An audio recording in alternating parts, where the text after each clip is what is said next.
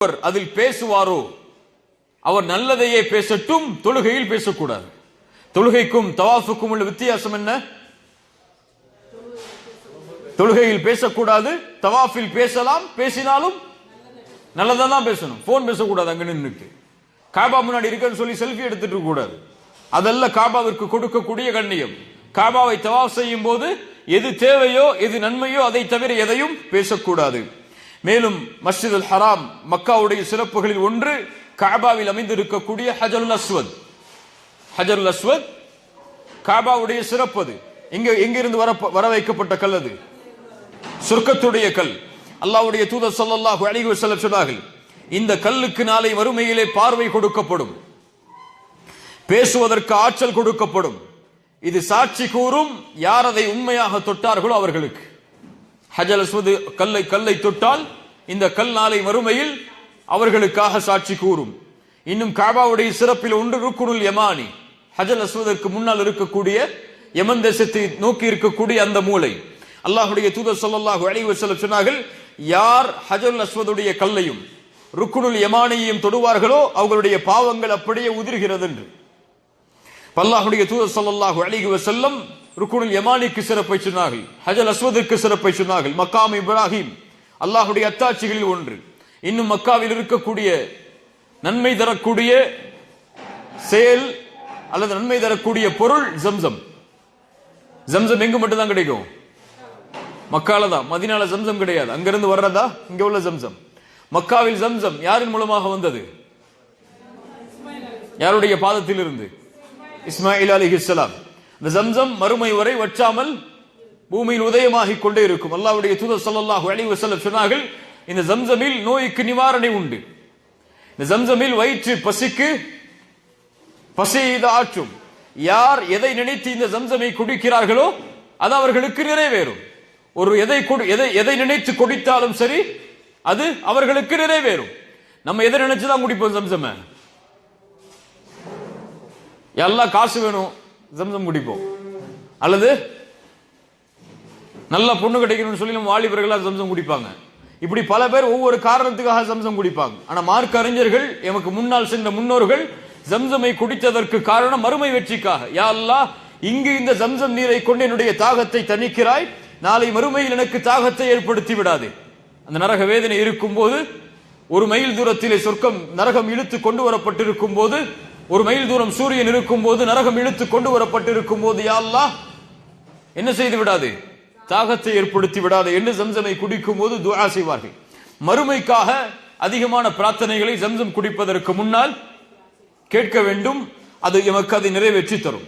இப்படி மக்காவிற்கு 1000 சிறப்புகளை அல்லாஹ்வுடைய தூதர் ஸல்லல்லாஹு அலைஹி வஸல்லம் அவர்கள் சொன்னார்கள். மக்கா புனித பூமி. அந்த புனிதத்தை யார் பாதுகாக்கிறார்களோ அவர்களும் பாதுகாக்கப்படுவார்கள். புனிதத்தை யார் கெடுக்கிறார்களோ அவர்களும் அல்லாஹ்வால் தண்டனைக்கு உட்படுத்தப்படுவார்கள். மதீனாவுடைய சிறப்புகள். கடைசியாக அல்லாஹ்வுடைய தூதர் ஸல்லல்லாஹு அலைஹி வஸல்லம் அவர்கள் சொன்னார்கள், மக்காவை பார்த்து, மக்காவே அல்லாஹ்வுடைய புனித பூமிகளில் உயர்ந்த பூமி நீ. மக்காவே அல்லாஹ்விற்கு விருப்பமான பூமிகளில் விருப்பமான பூமி நீ. உன்னை விட்டு நான் பிரிந்திருக்க மாட்டேன், உன் சமூகம் என்னை வெளியாக்கி இருக்கவில்லை என்றான். உன்னோடு தான் நான் கடைசி வரை இருந்திருப்பேன், ஆனால் உன்னுடைய சமூகம் என்னை வெளியாக்கியதால் நான் வெளியேறுகிறேன். அல்லாஹ்விற்கு விருப்பமான பூமி நீ, அல்லாஹ்விடத்திலே உயர்ந்த பூமி நீ என்று அல்லாஹ்வுடைய தூதர் ஸல்லல்லாஹு அலைஹி வஸல்லம் மக்காவுடைய சிறப்பை எமக்கு சொன்னார்கள். மதீனாவுடைய சிறப்புகள். அல்லாஹ்வுடைய தூதர் ஸல்லல்லாஹு அலைஹி வஸல்லம் மக்காவை விட்டு வந்ததற்கு பிறகு இந்த ஊருக்கு, நாம் இப்ப இருக்கக்கூடிய இந்த ஊருக்கு அல்லாஹ்வுடைய தூதர் ஸல்லல்லாஹு அலைஹி வஸல்லம் அவர்களும் மக்காவில் இருந்த சஹாபாக்களும் வந்ததற்கு பிறகு அதிகமான கவலை அவர்களுடைய உள்ளத்திலே தொற்றிக் கொண்டது. மக்காவை பற்றிய ஏக்கம், மக்காவை பற்றிய கவலை, அல்லாஹ்வுடைய ஊரை விட்டு பிரிந்து விட்டோம் என்ற ஒரு ஏக்கம் அவர்களுடைய உள்ளத்தில் ஆழமாக பதிந்திருந்தது. அது பலருக்கு நோயாக கூட மாறியது. அபூபக்கர் சித்திக் ரலியல்லாஹு அன்ஹு கவலைப்பட்டார்கள். பிலால் அவர்கள் கவிதை படித்துக் கொண்டே மதீனாவுடைய வீதிகளில் மக்காவை நினைத்து கவிதை படித்துக் கொண்டே திரிந்தார்கள். அல்லாஹ்வுடைய தூதர் ஸல்லல்லாஹு அலைஹி வஸல்லம் சஹாபாக்களுடைய நிலைமையை பார்த்தவுடன் அல்லாஹ்விடத்திலே பிரார்த்தனை செய்தார்கள், அல்லாஹும்ம ஹப்பிப் இலைனல் மதீனா கஹுப்பினா மக்கத அவஷத். யா அல்லாஹ், என்னுடைய உள்ளத்தில் மதீனாவுடைய நேசத்தை அதிகப்படுத்து. மக்காவுடைய நேசத்தை போல் அல்லது அதை விட அதிகமாக. சுப்ஹானல்லாஹ். அல்லாஹ்வுடைய தூதர் மதீனாவிற்கு வந்தவுடன் பிரார்த்தனை செய்தார்கள், யா அல்லாஹ், இந்த ஊருடைய நேசத்தை என்னுடைய உள்ளத்திலே கொடு. மக்காவுடைய நேசம் எப்படி இருக்கிறதோ அது போல் அல்லது அதை விட அதிகமாக. அல்லாஹ் அங்கீகரித்தான். ரசூலுல்லாஹ்விற்கு விருப்பமான ஊராக அல்லாஹ் இதை ஆக்கினான். இங்கே வாழ்ந்தார்கள். இங்கேதான் அல்லாஹ்வுடைய தூதர் ஸல்லல்லாஹு அலைஹி வஸல்லம் மரணித்தார்கள். மதீனாவிற்கு நிறைய பேர் உண்டு. யாருக்கு தெரியும்?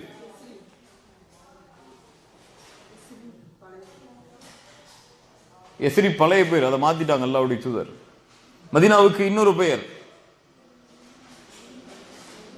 தைபா. தைபா கேள்விப்பட்டிருக்கீங்களா இல்லையா? மதீனா தைபா. மதீனாவிற்கு இன்னொரு பெயர் தைபா. ரசூலுல்லாஹி ஸல்லல்லாஹு அலைஹி வஸல்லம் ஒரு ஹதீஸில் சொன்னார்கள், ஹாதிஹி தைபா, ஹாதிஹி தைபா, ஹாதிஹி தைபா. இது சுத்தமான பூமி, சுத்தமான பூமி, சுத்தமான பூமி. யஅனி அல் மதீனா அல்லது தாபா. அல்லாஹ்வுடைய தூதர் ரெண்டையும் சொன்னாங்க, தைபா தாபா. இந்த இரண்டும் ஒரே அர்த்தம் தான், சுத்தமானது. என்ன சுத்தம்? இதனுடைய காற்று முதற்கொண்டு, இதனுடைய மண் முதற்கொண்டு, இங்கு இருக்கக்கூடிய எல்லாம் சுத்தமானது. இந்த ஊரை சுற்றிலும் மலக்குகள் அங்குமிங்கும் திரிந்து கொண்டே இருப்பார்கள். மலக்குகள் பாதுகாப்பிற்காக அங்குமிங்கும் நிறுத்தப்பட்டிருப்பார்கள். தஜ்ஜால் இந்த பூமிக்கு வர முடியாது. இந்த பூமியில் நல்லா கவனிங்க, சுத்தமானவர்களை தவிர யாரும் வாழ முடியாது. சுத்தமற்றவர்களை இந்த பூமி வெளியாக்கிவிடும். கஷ்டத்தை கொண்டோ சிரமத்தை கொண்டோ இந்த பூமி வெளியாக்கிவிடும். வெளியாக்கியவர்களுக்கு பகரமான சுத்தமானவர்களை உள்ளே கொண்டு வரும். சுப்ஹானல்லாஹ். இந்த பூமியில் உள்ளம் தூய்மையானவர்கள் மட்டுமே, அல்லாஹ்வை அஞ்சி வாழக்கூடியவர்கள் மட்டுமே இந்த பூமியில் நிரந்தரமாக வாழ முடியும். மற்றவர்களை இந்த பூமி வெளியாக்கிவிடும். அல்லாஹ் ரப்புல் ஆலமீன் இந்த பூமியின் நேசத்தை நமக்கு அதிகப்படுத்துவானாக. சுத்தமான பூமி, தாருல் ஹிஜ்ரா, ஹிஜ்ரத் செய்து வந்த பூமி இது. ரசூலுல்லாஹும் தோழர்களும் அடைக்கலம் தேடி வந்த பூமி இது. தாருல் ஈமான், ஈமானுடைய பூமி இது. அல்லாஹ்வுடைய தூதர் ஸல்லல்லாஹு அலைஹி வஸல்லம் சொன்னார்கள், இறுதி காலத்தில் ஈமான் தஞ்சம் அடைந்து விடும் மதீனாவில். முஃமின்கள் எல்லோரும் மதீனாவை நோக்கி ஒதுங்கி விடுவார்கள். எப்படி பாம்பு பொந்துக்குள் நுழையுமோ அதுபோல் ஈமான் மதீனாவை நோக்கி தஞ்சம் அடைந்து விடும் என்று அல்லாஹ்வுடைய தூதர் ஸல்லல்லாஹு அலைஹி வஸல்லம் அவர்கள் சொன்னார்கள். மேலும் சொன்னார்கள், இப்ராஹிம் அலைஹிஸ்ஸலாம் மக்காவை புனிதப்படுத்தினார்கள். அதற்காக பிரார்த்தனை செய்தார்கள், நான் மதீனாவை புனிதப்படுத்துகிறேன். யாரால் புனிதப்படுத்தப்பட்ட பூமி இது? ரசூலுல்லாஹ்வால். இப்ராஹிம் அலைஹிஸ்ஸலாம் மக்காவிற்காக பிரார்த்தனை செய்தார்கள், நான் மதீனாவிற்காக பிரார்த்தனை செய்கிறேன். இதனுடைய அளவுகளில் நான் பிரார்த்தனை செய்கிறேன் இப்ராஹிம் அலைஹிஸ்ஸலாம் செய்ததை போல் அதை விட அல்லாஹ் அதிகப்படுத்தும்படி என்று. அல்லாஹ்வுடைய தூதர் ஸல்லல்லாஹு அலைஹி வஸல்லம் சொன்னார்கள், இந்த மதீனாவில் அதிகமான சிரமங்கள் ஏற்படும் வாழ்பவர்களுக்கு. மதீனாவுக்கு வந்தாலே ஒரு விதமான ஒரு கம்ஃபர்ட்டே இருக்காது. அப்படி நிலைமை ஆரம்பத்தில் எல்லோருக்கும் ஏற்படும். யார் இதை சகிக்கிறார்களோ அவர்களுக்கு மகத்தான கூலி உண்டு. இந்த அல்லாஹ்வுடைய தூதர் ஸல்லல்லாஹு அலைஹி வஸல்லம் சொன்னார்கள். அபூ சயீத் அல் குத்ரி ரலியல்லாஹு அன்ஹு, அல்லாஹ்வுடைய தூதருடைய நபித்தோழர், அவர்களுடைய அடிமை ஒருவர் அவர்களிடத்திலே வருகிறார். அபூ சயீத், என்னால் மதீனாவில் வாழ முடியவில்லை, அதிகமாக விலைவாசி கூடிவிட்டது, குடும்பத்தோடு இங்கே வாழ்வதற்கு என்னால் முடியவில்லை, மதீனாவை விட்டு வெளிப்புறத்தினால் வாழ்வதற்கு தயாராகிறேன் என்று சில காரணங்களை சொல்கிறார். அபூ சயீத் அல் குத்ரி சொன்னார்கள், ஒருபோதும் அப்படி செய்து விடாதே. அல்லாஹ்வுடைய தூதர் ஸல்லல்லாஹு அலைஹி வஸல்லம் சொன்னார்கள், யார் ஒருவர் மதீனாவில் வாழ்ந்து அதில் வரக்கூடிய சிரமங்களை பொறுமையோடு சகித்துக் கொண்டு மதீனாவிலேயே மரணிக்கிறாரோ இவருக்கு நாளை மறுமையில் சாட்சியாளராக, பொறுப்பாளராக, சாட்சி சொல்பவராக நான் நாளை மறுமையில் அவருக்கு இருப்பேன். யார் இங்கே வாழ்ந்து வரக்கூடிய சிரமங்களை சகித்துக் கொண்டு இங்கேயே மரணிக்கிறாரோ இவருக்கு நான் சாட்சியாளனாக மறுமையில் இருப்பேன் என்று அல்லாஹ்வுடைய தூதர் ஸல்லல்லாஹு அலைஹி வஸல்லம் அவர்கள் சொன்னார்கள். அவர் முஸ்லிமாக இருந்தால். அல்லாஹ்வுடைய தூதர் ஸல்லல்லாஹு அலைஹி வஸல்லம் சொன்னார்கள், உங்களால் முடிந்தால் மதீனாவில் மரணமாகுங்கள். உங்களால் முடிந்தால் மதீனாவில் மரணமாகுங்கள். உமர் ரலியல்லாஹு அன்ஹு கேட்டார்கள், யா அல்லாஹ், என்னை உன்னுடைய தூதரின் பூமியில் மரணமாக்கு என்று. அல்லாஹ் அதை அங்கீகரித்தார். மதீனாவில் மரணமாகுவது சிறந்த அமலில் ஒன்று. அல்லாஹ்வுடைய தூதர் ஸல்லல்லாஹு அலைஹி வஸல்லம் சொன்னார்கள், இறுதி காலம் வரும், குழப்பங்கள் வரும், ஒவ்வொருவரும் ஒவ்வொரு ஊரை நோக்கி அழைப்பார்கள், மதீனாதான் சிறந்தது அவர்கள் அறிந்தவர்களாக இருந்தால். அல்லாஹ்வுடைய தூதர் ஸல்லல்லாஹு அலைஹி வஸல்லம் அவர்கள் மேலும் அதனுடைய சிறப்புகளை நமக்கு சொல்லிக் கொண்டே இருந்தார்கள். யார் ஒருவர் மதீனாவில் புதுமை ஏற்படுத்துகிறாரோ அல்லது புதுமை ஏற்படுத்திய ஒருவருக்கு அடைக்கலம் தருகிறாரோ அவர் மீது அல்லாஹ்வின் சாபம், மலக்குகளின் சாபம், ஒட்டுமொத்த மனிதர்களுடைய சாபமும் இறங்கும்.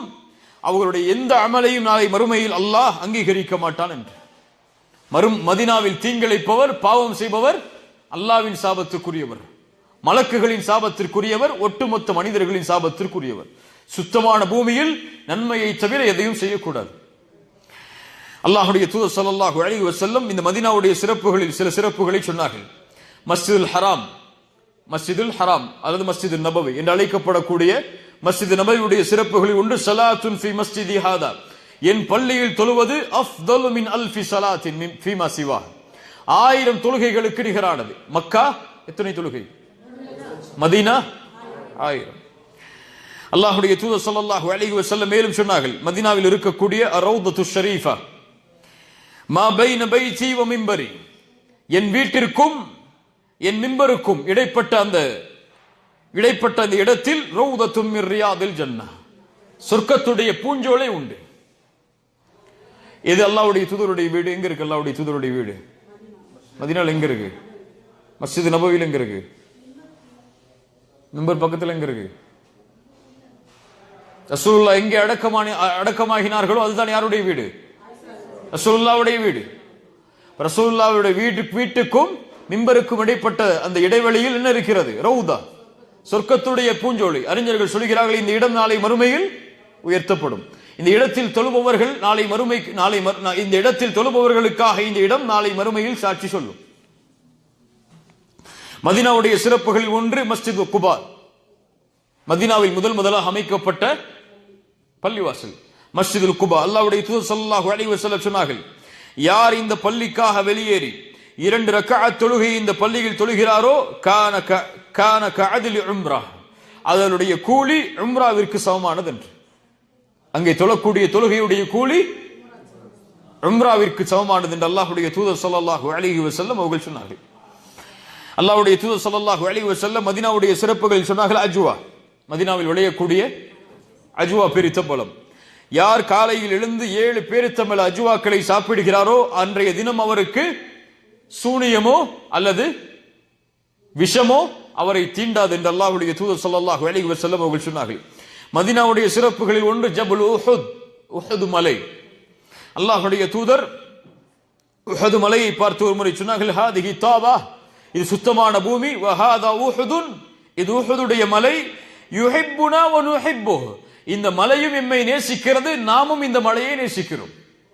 சுப்ஹானல்லாஹ், இந்த மலையும் எம்மை நேசிக்கிறது, நாமும் இந்த மலையை நேசிக்கிறோம் என்று அல்லாஹ்வுடைய தூதர் ஸல்லல்லாஹு அலைஹி வஸல்லம் அவர்கள் சொன்னார்கள். மதீனாவுடைய இன்னொரு சிறப்புகளில் மிக முக்கியமான சிறப்பு ரசூலுல்லாஹ்வுடைய கபர். ரசூலுல்லாஹ்வுடைய அந்த புனித உடல் அடக்கம் செய்யப்பட்ட இடம் நாம் வாழக்கூடிய இந்த மதீனாவில் உண்டு. மஸ்ஜிதுல் நபவியில் அந்த பள்ளிவாசலோடு இணைக்கப்பட்டது பின்னால் காலத்தில் அல்லாஹ்வுடைய தூதருடைய இல்லம், அங்கே அல்லாஹ்வுடைய தூதருடைய கபர் உண்டு. யார் இங்கே வருகிறார்களோ அவர்கள் அல்லாஹ்வுடைய தூதர் ஸல்லல்லாஹு அலைஹி வஸல்லம் அவர்களுடைய கபரை ஜியாரத் செய்வது சுன்னah. ஆனால் ஒழுக்கத்தோடும் மாண்போடும் செய்ய வேண்டும். ரசூலுல்லாஹ் உயிரோடு இருந்தால் எப்படி அவர்களுக்கு முன்னால் நடந்து கொள்வோமோ அது போல்தான் மஸ்ஜித் நபவியில் அல்ல, இந்த ஊர் முழுக்க நடந்து கொள்ள வேண்டும். இந்த ஊரில் சத்தங்களை உயர்த்துவதோ தேவையற்ற பேச்சுகளை பேசுவதோ ரசூலுல்லாஹ் இருந்தால் எப்படி நாம் செய்ய மாட்டோமோ அது போன்று ரசூலுல்லாஹ் இல்லை என்றாலும் செய்யக்கூடாது. ஒரு முறை மஸ்ஜித் நபவியில் 2 தோழர்கள் உமர் அவர்களுடைய காலத்தில் சத்தமிட்டு கூச்சலிட்டு கொண்டிருக்கிறார்கள். உமர் அவர்கள் இருவரையும் அழைத்தார்கள், யார் நீங்கள்? அவர்கள் சொன்னார்கள், நாங்கள் தாயிஃபிலிருந்து வருகிறோம் என்று. இந்த ஊர்வாசிகளாக இருந்திருந்தால் நடந்திருப்பது வேறு. அல்லாஹ்வுடைய தூதருடைய இல்லம் இருக்கக்கூடிய, அல்லாஹ்வுடைய தூதருடைய மஸ்ஜித் இருக்கக்கூடிய இங்கே இருந்து கொண்டு சப்தங்களை உயர்த்துகிறீர்களா என்று கேட்டார்கள். ரசூலுல்லாஹ்விற்கு முன்னால் சப்தத்தை உயர்த்தினால் என்ன ஆகும்? அமல்கள் அழிந்துவிடும். அல்லாஹ்வுடைய தூதர் உட்கார்ந்து இருக்கும் போது சப்தத்தை உயர்த்தி பேசினால் என்ன ஆகும்? அமல்கள் அழிந்துவிடும். அல்லாஹ்வுடைய தூதருடைய கபரை ஜியாரத் செய்ய சென்றால் கண்ணியத்தோடு செல்ல வேண்டும், மரியாதையோடு செல்ல வேண்டும், பணிவோடு செல்ல வேண்டும். அங்க நின்னுகிட்டு போன் பேசிட்டு இருக்கிறதோ அல்லது கபருக்கு முன்னாடி செல்ஃபி எடுக்கிறதோ இதுவெல்லாம் அநாகரிகமான செயல்பாடுகள். அதை ஒருபோதும் செய்யக்கூடாது. முடிந்தால் மஸ்ஜித் நபவிக்கு போகும்போது போன் கொண்டு போகாதீங்க. அங்க ரிங் அடிக்கிறதே அநாகரிகமான செயல். அங்க உட்கார்ந்து வீணான பேச்சுகளை பேசுறது மிக அநாகரிகமான செயல். மஸ்ஜிது நபவி புனிதத்தோடு பார்க்கப்பட வேண்டும். அல்லாஹ்வுடைய தூதர் ஸல்லல்லாஹு அலைஹி வஸல்லம் அவர்களுடைய கபரில் இருக்கிறார்கள். அதனால் அந்த கண்ணியத்தை உயிரோடு இருந்தால் எப்படி கொடுப்போமோ அவர்கள் மரணித்ததற்கு பிறகும் அதே கண்ணியத்தை கொடுக்க வேண்டும் என்று குர்ஆன் சொல்லுகிறது. நபித்தோழர்களுடைய வழிமுறை அது. அல்லாஹ்வுடைய தூதர் ஸல்லல்லாஹு அலைஹி வஸல்லம் இது போன்ற ஏராளமான சிறப்புகளை மதீனாவிற்கு சொன்னார்கள். ذَلِكَ وَمَن يُعَظِّمْ شَعَائِرَ اللَّهِ فَإِنَّهَا مِن تَقْوَى الْقُلُوبِ. அதனால் மக்காவுடைய புனித இடங்களிலும் மதீனாவுடைய புனித இடங்களிலும் கண்ணியத்தோடு நடந்து கொள்ள வேண்டும். இது அல்லாஹ்வுடைய அத்தாட்சிகள் இருக்கக்கூடிய இடங்கள். யார் அல்லாஹ்வுடைய புனிதத்தை பாதுகாக்கிறார்களோ அவர்களுடைய உள்ளம் இறையச்சத்தை சுமப்பதற்கு சமமானது. அவர்களுடைய உள்ளத்தில் தான் இறையச்சம் இருக்கிறது. யாருடைய உள்ளத்தில் இறையச்சம் இல்லையோ அவர்கள்தான் புனித தலங்களில் அதன் புனிதத்தை பேணாமல் நடந்து கொள்வார்கள். நாம் பேசக்கூடிய பேச்சு முதற்கொண்டு எடுத்து வைக்கக்கூடிய நடை முதற்கொண்டு எல்லாம் இந்த புனித இடத்துடைய கண்ணியத்தை வெளிப்படுத்துவதற்காகவே அமைய வேண்டும் இன்ஷா அல்லாஹ். மிக குறிப்பானது வல துஸ்அலுன்ன யௌமைதின் அனின் நஈம். அல்லாஹ் மக்கா மதீனாவை வருவதற்கு அங்கே வாழ்வதற்கு சில நாட்கள் எமக்கு அவகாசம் கொடுத்தது அல்லாஹ் எமக்கு செய்த மிகப்பெரிய அருள். இந்த அருளை யார் வீணடித்தார்களோ அவர்கள் நாளை மறுமையில் மிகப்பெரிய நஷ்டவாளிகளாக மாறுவார்கள். அதனால இங்க நம்ம சுத்தி பார்க்க வரல, சொகுசா அனுபவிக்க வரல, குடும்பத்தோடு உட்கார்ந்து தேவையானதை பர்ச்சேஸ் பண்ணிட்டு தேவையானதை பேசிட்டு போகணும்னு வரல. அல்லாஹ்வுடைய முகத்தை நாடி அல்லாஹ்வுடைய திருப்திக்காக மட்டும்தான் அங்க வந்திருக்கோம். அதை முதல்ல புரிஞ்சுக்கணும் எல்லாரும். அதனை நோக்கமாக கொண்டு மட்டும் இங்கே வாழ்வதாக இருந்தால் அல்லாஹ் எமக்கு நாம் இருக்கக்கூடிய ஒவ்வொரு நொடிக்கும் நன்மையை பதிவு செய்வான். அந்த புனிதத்தை நாம் பாதுகாத்தால், அல்லது வேறு நோக்கமாக இருந்தால் அல்லாஹ் பாதுகாக்க வேண்டும். இதற்கு நாம் நிராகரித்தால் அல்லாஹ்வுடைய வேதனை மிக பயங்கரமாக இருக்கும். அல்லாஹ்விற்கு இதற்கு நன்றி செலுத்தினால், நன்றியோடு நடந்து கொண்டால் அல்லாஹ் இன்னும் பல வாய்ப்புகளை எமக்கு தருவான். லஇன் ஷக்கர்தும் லஅஸீதன்னகும். நன்றி செலுத்தினால் அல்லாஹ் அதிகப்படுத்துவான். நன்றிக்கு மாற்றமாக நடந்தால் அல்லாஹ்வுடைய வேதனை மிக பயங்கரமானது.